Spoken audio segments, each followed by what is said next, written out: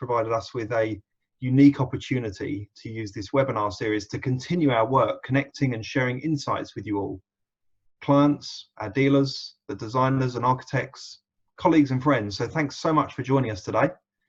We've had hundreds attend this webinar series so far, and we're excited to seeing you each week and continuing to share insights with you. So before we get stuck in, I'd like to give you a quick introduction to Spacestor. I can see from the attendee list that there are many on the call today who know Spacestor well, who we know well, but also some who are new to Spacestor. So let me share our story with you. So firstly, and really importantly, here are some of the great clients that we're privileged to work with.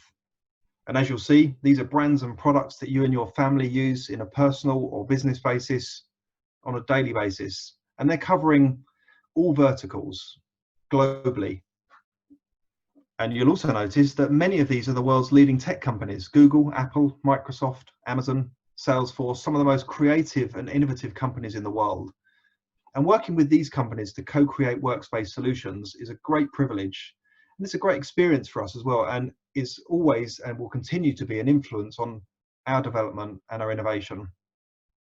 And then on to our strapline: California Cool and London Design. And this references the two core influences that encapsulate who we are. London Design speaks of our background in London for over 35 years, creating and designing and manufacturing workplace furniture. And then the establishment of our Californian presence in 2012.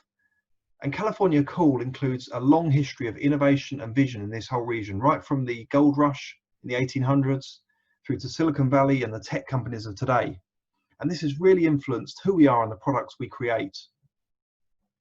And then finally, just to bring us up to date to 2020, the key thing for Spacestor this year was the opening of our New York Design Center in February, just before the global lockdown took over. And this was a fantastic experience for us, a fantastic project in designing and creating an experiential workplace as a flagship location for our clients. And we'd love to invite you to come and visit us in New York once this lockdown's finished.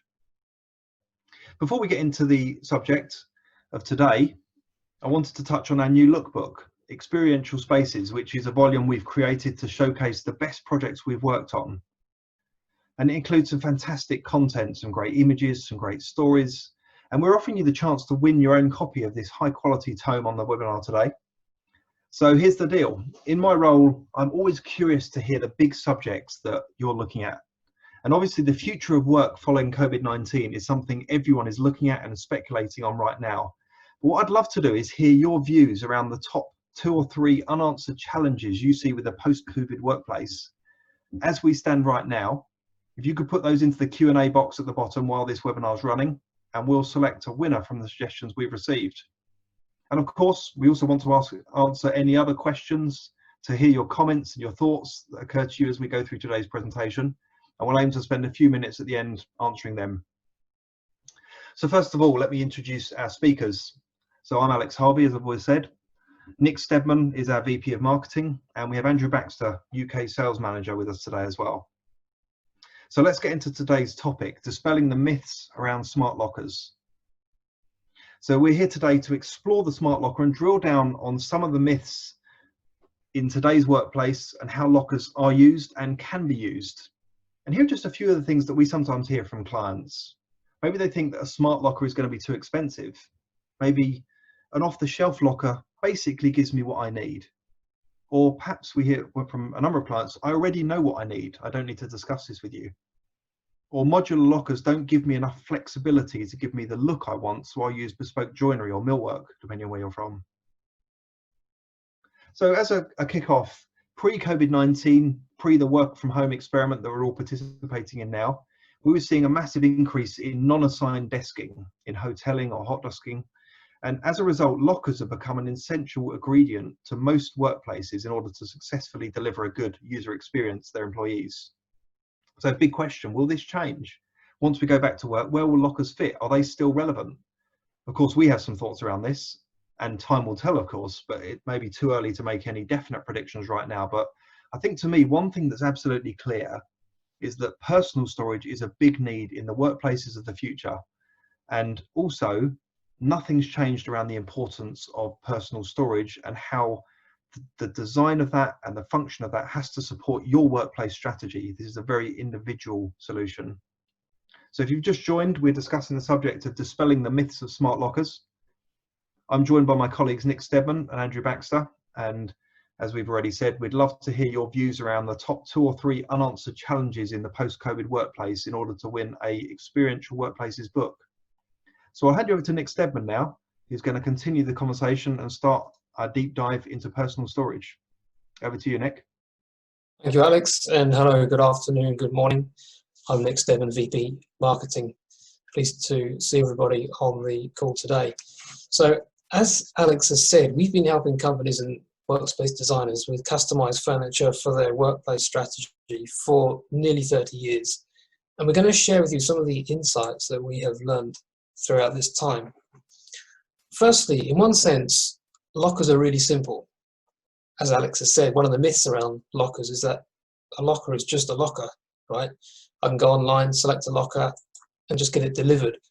Well, yes, you can, and in many ways that may work, but what we have seen increasingly in recent years is that the locker specification is actually at the heart of something much bigger that's going on. Once a back-of-house accessory, lockers have now become highly strategic in company reorganizations, and you can't afford to get it wrong. This means that there are a multitude of technical factors to consider, and Andrew will be covering these later. But what I'm going to show you now first is 4 key influences which have changed locker design over the last 10 years.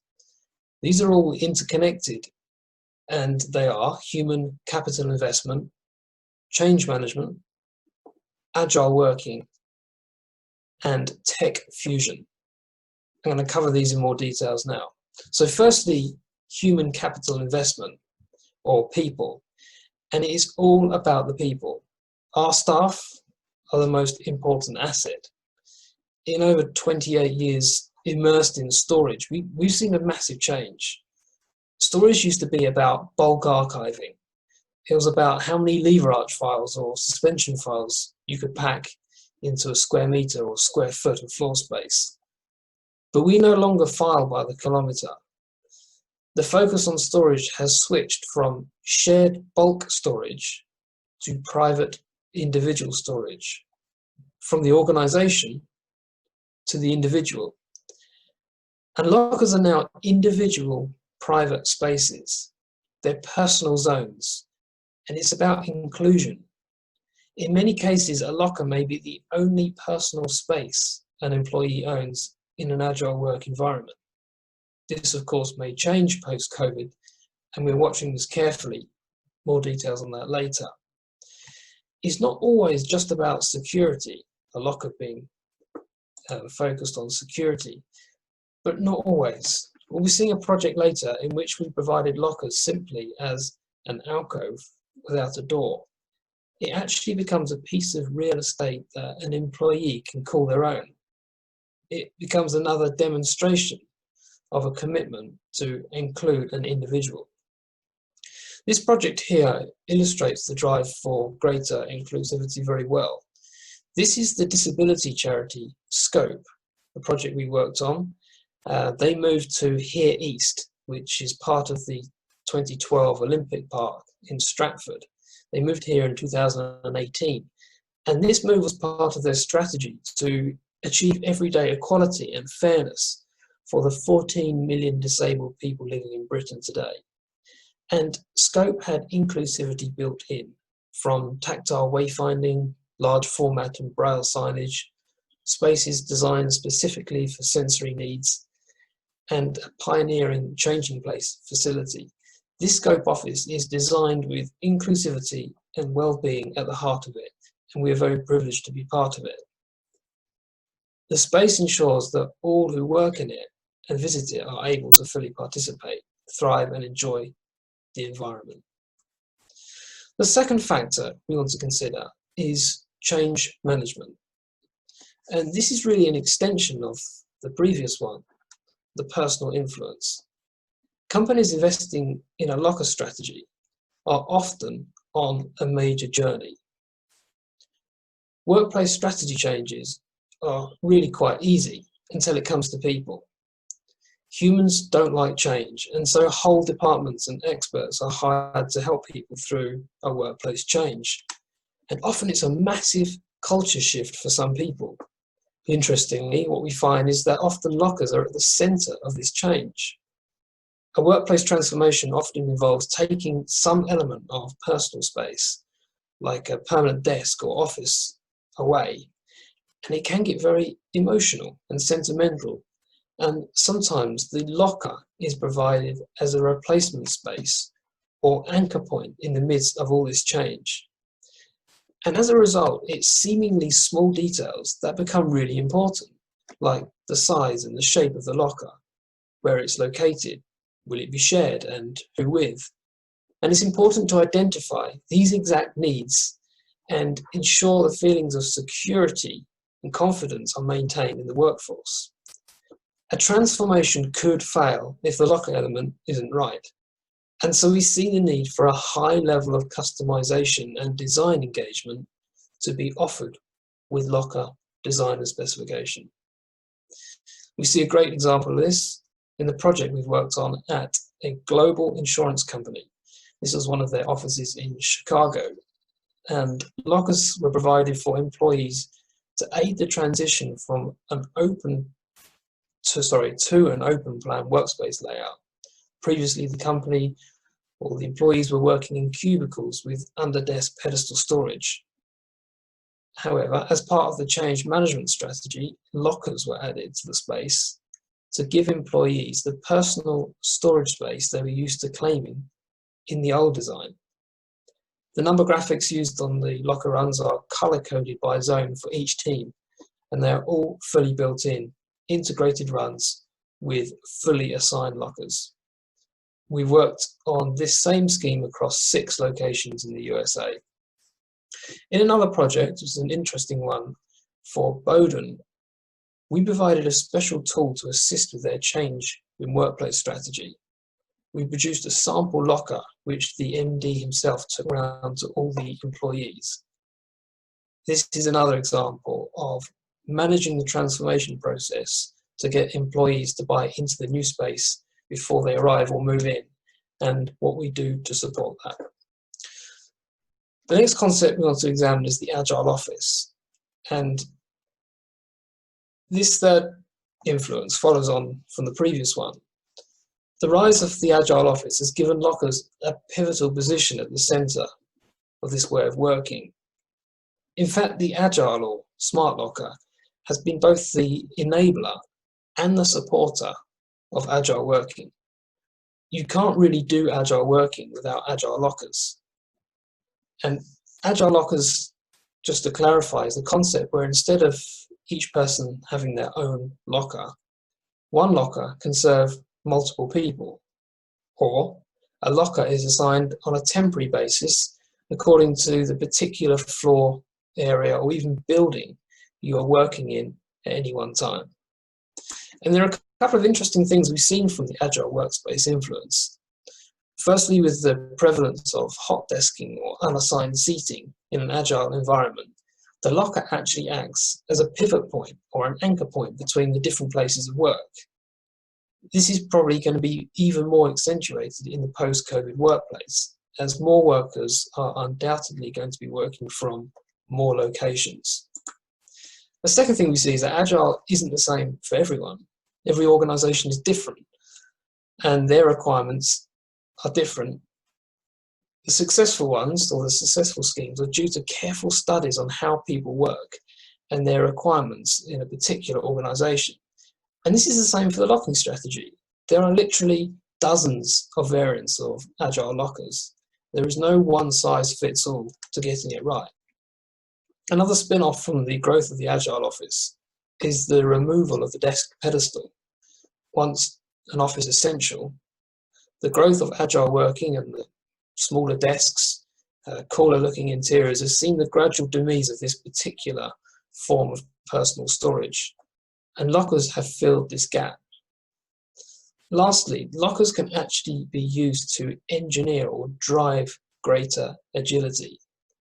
Organizations that want to encourage staff to be more agile or to increase or curate collaborative collisions, may wish to go for a self-assigned system where employees can choose a locker in a different area or a different floor each day.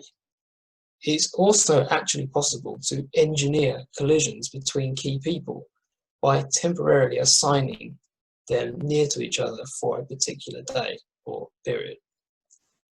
We've got a case study featured here. We work with a leading financial service client, and in their change or transition from what they called a finance company to a tech company, and they're rolling out an agile locking system as part of their change.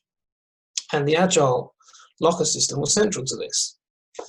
This is a system that's being applied across all locations in the USA. For interest, the lockers are finished on all sides, back, top, sides, front, which makes them completely interchangeable. You can have as many modules together as possible, creating a room dividing piece if required. Doors can clip and unclip, meaning lockers can be moved around within a particular module wherever desired. The reasoning behind this was so should the look or feel of a colour palette change in the future, the fronts can simply be unclipped and swapped out for doors in a different finish, leaving the majority of the unit behind. These lockers use an RFID lock, which means that the access badge for all of this company's 55,000 employees across all locations in the USA are all interchangeable. Anyone can use any locker at any time. And then we're just going to look at the last influence, which is tech fusion.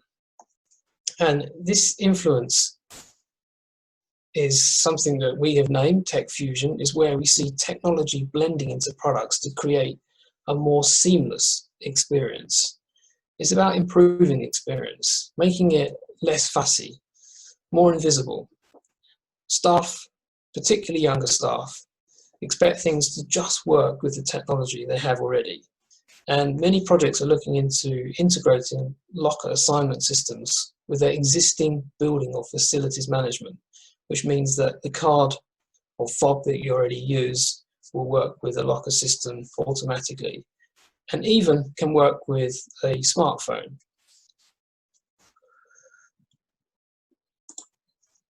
So I want to hand over now to Andrew, who will take you through some of the more technical elements involved when specifying different lockers. So over to you, Andrew, and thank you. Thank you, Nick. Can you hear me okay? Good. So my name's Andrew Baxter. I'm Sales Manager UK for Spacestor. So with lockers, we wanted to get down to the form and function, how these actually work, and what is needed in the journey of a specification for lockers. So firstly, like all aspects of a workplace, different companies, different workers, different departments, they all have different needs. So this is one of the myths out there, that lockers are a one-size-fits-all situation. Well, the right size locker for your company isn't going to be right for another, and different departments within the same organisation have different needs. So it's about the people, as Nick said, and the person, the user's needs. So we've seen a lot of situations over the years. Some companies issue a standard kit bag to employees. Some issue a hot box caddy type solution. And then you've got the specific requirements of the users. So they might need to stow a gym kit bag. They might need to put away a motorbike helmet. They might want to hang their coat in a segregated smoker and a non-smoker coat cupboard. There's various different project specific scenarios that arise. There's often a conflict over the bottom locker. It's viewed as the least fortunate one to get, and that can be avoided by the bottom locker being larger to compensate. It can be changed to a pull-out drawer. It can be we can introduce a higher bottom plinth panel to make that bottom locker easier to use. Customized sizing is one area that makes Spacestor totally unique. Customization is at the heart of what we do. We can create any locker at any size for your client, and this flexibility and practicality is a distinct advantage on projects, and particularly with our Forte locker system. When put up against, for example, a metal or tin locker, we can create any size. If you need desk end lockers to suite with the depth of 2800 workstations and a central screen, we can make the lockers to the exact width to make that work. The project on the screen is Atlas Workbase in Seattle. This is a lovely project. They're a premium co-working space, offering, as we have grown to expect, a very inclusive space with all amenities provided. So the lockers are available to rent and claim as needed for the staff there. As you can see, there's a variety of different locker sizes, so workers have a choice, a range of sizes to choose from to suit the different typical worker needs that were discussed. So the web-based lock dashboard system is linked via an open API to the Atlas Workbase amenity booking system, so for room booking, for booking different amenities in the space, and the lockers is part of that for a seamless booking and user experience. In turn, the locker administrators have real-time web access view to all the data, and this enables the facilities team to control the lockers in real time and troubleshoot any problems easily. Now, having worked with many global clients, it's interesting that we find that some clients have already established and identified the optimum locker size for them. One of our global investment and financial clients is very specific about needing an 18-inch high locker. One of the online retail clients we work with, they specify 600 deep, 500 millimeters wide, and a 426 mil high door if possible. Now, there's a couple of other considerations on sizing. Firstly, once you've added those individual lockers together, once you've got a stack or a tower, how large will that be? Will it be accessible? If you've got 600 mil high doors as standard, once you've got 3 of them, you can't go much higher. The other thing is, it's slightly governed by the location of the lockers. Are they in the open plan office area? If so, you won't want them as high as if they're on the perimeter or a core wall within the office. And lastly, there's a company to company variance between policy. Some people like to pursue equality and give everyone the same size locker, all staff. Other people won't be so worried by that. They'll go away from that and have a range of different sizes and give staff options, so the staff can choose a locker the size that's right for them today to best suit their needs. So that's something just to be aware of. Moving on to visual customization. Again, this is one of the myths that lockers are boring, that storage is boring. Now, one designer commented to us recently that there's fewer walls in a workplace now. That means there's less places you can put things. So a locker bank is really crying out to be a blank canvas, so you can introduce branding, waymarking, and other content that can be projected into the workspace. The company's brand and the personality of that organisation can be brought right into the heart of the space. So with a wide range of graphics and number options available, any specific colour, the fonts, the styling, they're all available, and they can give the feel of a space. You can accentuate that feel by using those graphics and numbering, really to make a statement. So one of the case studies you want to touch on was touched on already was Bowden. But as you can see, they've used the Velcro matte finish, which is like a through colour MDF door, is a very sort of warm feel, an antique style business card holder and handle, and then they've added this burst of colour with the locker numbering, and this yellow graphic and an otherwise fairly monochrome environment adds this burst of colour to the area. The other opportunity is to go further and integrate other furniture items with the lockers. We see this particularly with zone dividing. So the lockers are serving more than just their primary purpose of being a locker. They're more than that, but they're serving more than one purpose. So on the next slide, you can see a case study project we've done at Playdemic. As you can see, this is a very vibrant workspace. And then with the lockers, we incorporated our Palisade zoning product, which brings together the biophilia with the furniture. And we dovetailed the finishes with the desk manufacturer. And then we worked with the planting company to coordinate the planting in the planter boxes on the lockers, but also in the zone dividing bridging sections too. So that was a great project. Next one is an online retailer's office in Paris. As you can see, The lockers served as a great platform to cloak them with this bespoke coloured grid work, which acts as a zone divider and storage, and again, planting medium. Another project in Paris for Adobe. This was vice versa. We had a zone divider as the original piece, and then they've got lockers in the base of that. So they're using a zone divider. Again, it's more than one purpose is being served. It's a zone divider, but it's also a locker space.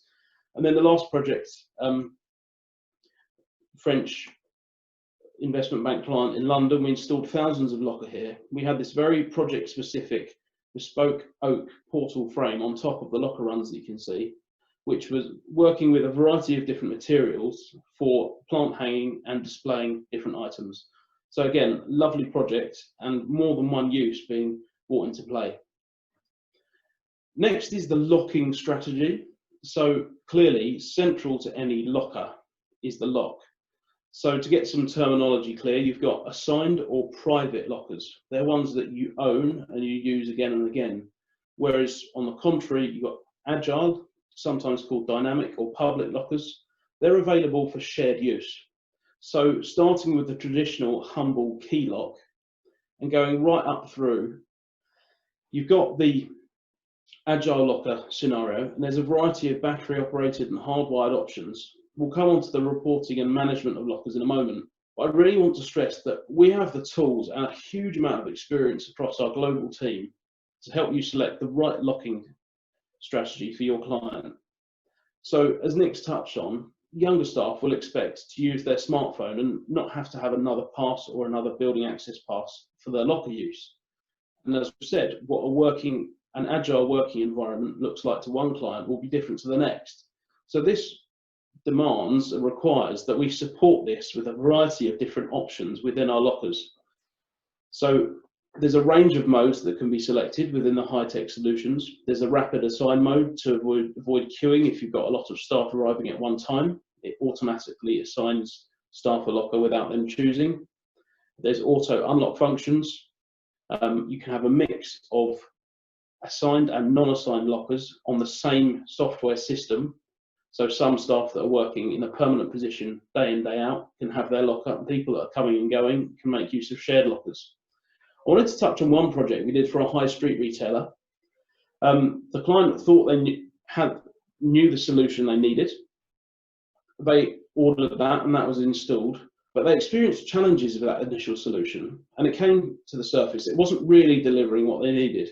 So we engaged at that point with the project team, and the result was a change from that standalone lock to a fully integrated system that supported the client's 3-shift warehouse worker environment. So they had 3 sets of workers arriving at different shift times. They only wanted to invest in one locker area and one set of lockers and the space that took up. So using the lock system, we set up a rapid assign mode with an auto unlock at 3 set times a day. So the staff had to get to their locker and empty that before the auto unlock kicked in. And that gave them a seamless solution that worked very, very well and exactly what they needed. Next, I wanted to come on to reporting and management. Now, as everyone would appreciate, with a traditional lock, a key lock, a staff member would have to be assigned to check the lockers, whether they're in use. When staff join and leave, that becomes quite a headache for facilities to keep up some manual records with who's got what lock. And then, as we've experienced over the years, ordering of new keys because those keys have been lost or someone's left. When you go for a smarter, higher tech solution, integrated into that, you would get some level of locker reporting and management included. So to give some perspective, in large organizations where you've got thousands of lockers over a number of floors or across a campus, there's a significant cost involved. It could almost be a full-time person managing that. If you spend that out over a number of years, that's a very significant amount of money. In contrast, a higher tech agile system that enables lockers to be managed behind some desktop software from the office, as well as providing data on usage, which is greatly useful to the future workspace development. So we see a bit of a theme there in a potential post-COVID scenario where clients are wanting that workplace intelligence to know exactly how their space and their amenities are being used, so they can flex that and plan for the future. So on the screen now, we've got an example of locker management reporting. You can see which lockers are in use, which are free, which are out of action, where bookings have expired. And that is the desktop software that facilities would use. Very, very simple to use, gives them great insights and reporting with the higher tech solutions. Lastly, what I wanted to cover was privacy and security. So as we've said, lockers give a good indication of how a space is being populated and used. Often, a locker management system is a preferred option rather than going for a 24/7 tracking system of workers, because it gives the data you need around the movements of workers in the space day by day without any loss of privacy for those users. So we worked on a project in Manchester for the same online retailer, and there was a policy here that meant the building management system wasn't able to be integrated with any other system. So on this one, we installed a standalone battery operated lock system, still gave the flexibility to the client they needed, and gave them an element of reporting they can tap into should they require it, but didn't fully integrate. The last thing to touch on, as mentioned with the Atlas project, is that we can embed the locker management app API into a client's own building management app if they have one.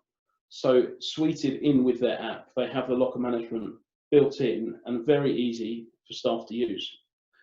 That wraps it up from me, and glad to hand you back to Alex, who will cover off how to specify. Thank you, Andrew. And if anyone's just joined us, we're discussing the subject of dispelling the myths of smart lockers. And I'm joined by my colleagues Nick Stedman and Andrew Baxter in the conversation. And we'd encourage you to put your views, any of the top unanswered challenges you see with the post-COVID workplace, into the Q&A box in order to win one of the unique Spacestor Experiential Workplaces books. So, lockers, so many options and so many decisions. What we want to do with our clients is make that process as simple but as thorough as possible, in order that we can arrive at the right solution for your project.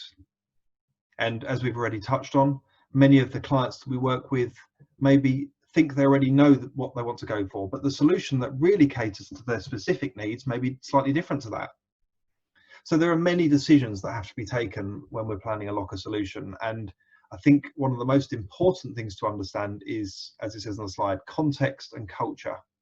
So understanding how the personality and working style of your organization, firstly, but also of your people, impacts on locker usage. So for example, one of the tech companies in California we've been working with recently are seriously considering a 20% lockers to staff ratio in an agile or a dynamic locker environment, which I have never ever seen anything as aggressive as that in my life. Completely unheard of, but that was right for their company and their culture. They're a very young company, very tech savvy, very mobile and agile within their space, but that may be completely wrong for the next company. And then understanding how individuals and teams may need a subtly different solution to enable each and every user to work effectively. So we've got a few different personalities and working styles on the screen here. We've got the mountain goat. This is the guy who works for that organization, but across multiple locations, sometimes at home, sometimes in regional offices, but wherever he is, he needs a locker. And then you've got the hedgehog. So she's always in the office. She always wants a locker. She likes a locker, gives her what she needs in personal security and storage. But wherever that person is, usually they're based at the same desk or with the same team every day.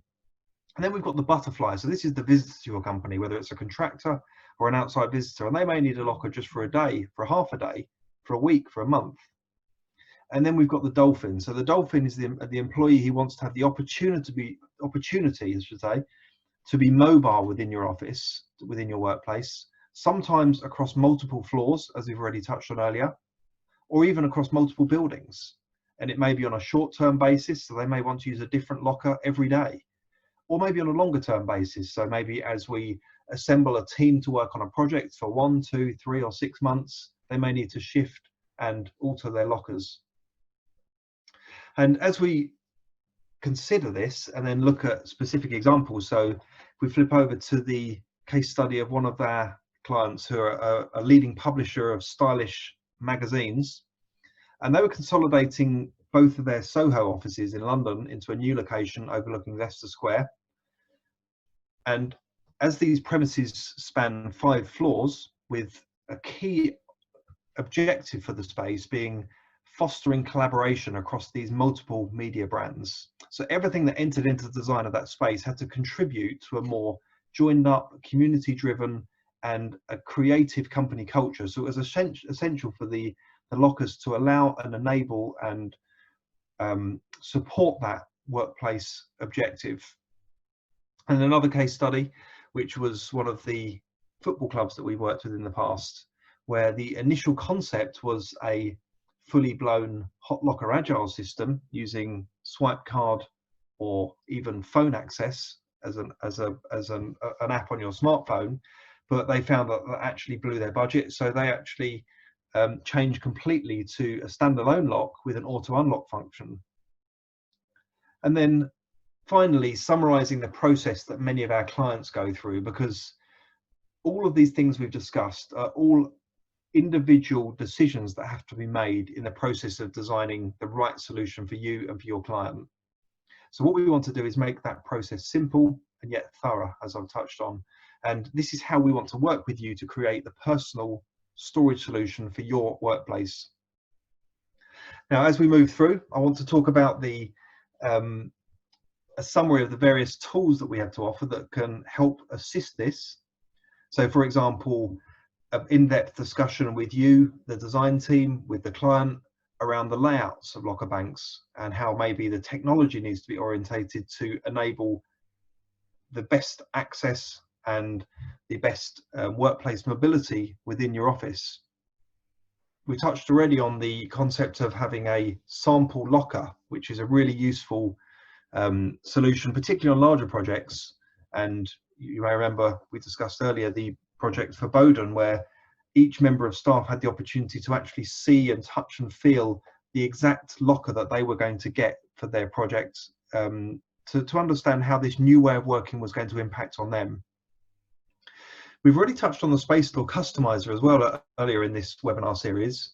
And again, we can use the customizer to help you visualize and design the right solution. So in terms of different options and sizes and finishes and locks that we've discussed, we can help visualize that by creating a customizer solution. And then we can also work with your finance and FM teams to produce an ROI, return on investment comparison document, which is really relevant at a particular point in some projects where there are choices to be made around the solution. So comparing the short-term cost with the longer-term impact of maybe FM team time in managing the lockers and considering which way to go.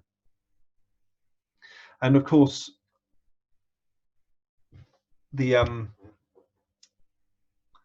question we often get asked with many of our clients is, what's the most common size for lockers, or what's the standard size for lockers? And there are many answers to this, and of course, again, this is what's right for you and your project. So that brings us to the end of the kind of technical element. So thanks very much to all the speakers. Thanks to everyone for joining us and for your Q&A in the box below. So thanks for contributing. We've had some great questions, which we're going to get onto shortly. But I also wanted to share a few thoughts as we come to a close. So we've seen many variations, many possibilities for how the humble locker, once an unloved necessity in the workplace, can support and enable a non-assigned office. But a big question, I'm sure a big question that you're all wondering about is, how does this all change post-coronavirus? Will the locker still be relevant to workplace design? And of course, there are many opinions and schools of thoughts being shared and debated right now. And in fact, Spacestor are hosting a panel discussion around this whole topic, the post-coronavirus workplace, next Thursday. So please register and join us to hear the thoughts of some expert panel speakers on this subject. But what we're hearing from many of our clients and from the designers and architects that we work with is that the new normal is going to have to address some of the concerns that have developed as a result of the current health crisis. Physical well-being, for example, temperature testing becoming the norm, social distancing morphing into workplace distancing, and then the resultant spacing out of workstations. So does this mean that office spaces are going to get bigger, or we're going to have less desks? Also, mental well-being is going to be a really important part of the future. And whilst we've seen that as a side topic to many projects, I think that's going to take front and center with many of the projects that we're working on. I've just seen a question down there from Ian. As people are getting more used to working on a laptop in a non-formal setting, will we see the reduction in the quantity of desks in the favor of collaboration and soft seating? So great question, Ian, and that's totally related to this future of the workplace. I think there's many answers we could give, and as we said already, it's very difficult to give a defined answer to any of these questions because this is still a developing conversation. But I think the massive acceleration of working from home that's taking place globally will definitely have an impact on the layout and design and the furniture that we see being used in the workplaces of the future. And I was looking at an MIT study this week that shows currently nearly 40% of all workers in the US are now working from home. And we're hearing from some workplace experts that up to 25% of workers are expected to continue that in the future.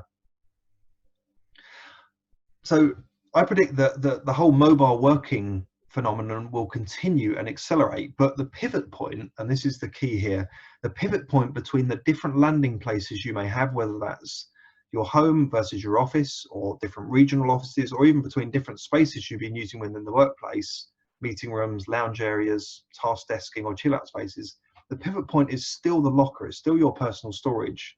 And I was looking at a recent article from HOK, the global architect, where one of the quotes that jumped out at me was that assigning file drawers or storage cabinets to individuals to separate personal items is going to be important in the workplaces of the future. So Spacestor are exploring a few concepts that could spark off an idea with you, and maybe for your next project. We'd love to continue this conversation with you if you've got a specific question or challenge you'd like to explore, so reach out to one of us. One of these is touch-free lockers. So we're seeing a big conversation around the amount of touch of surfaces and of door handles and all the other things that we actually used to do without even thinking in the workplace. So how can we make lockers touch-free? And using some of the app-based solutions, we can absolutely do that with our locker solutions. Even using facial recognition, which just a few years ago was an April Fool video that Spacestor produced, and today is actually the technology is available to make this happen. We're currently exploring this with one of our clients. Another really fun story that I heard recently with one of our clients in the US was that the client is sending each employee who's currently working from home a personal storage hotbox, which is then going to become a central part of their return to work. So there's a few thoughts that I can share. I'd like to hand over now to Nick Stedman, who's going to wrap up and close us off for the day. So thanks, and over to you, Nick. Excellent, thank you, Alex. So that takes us to the end.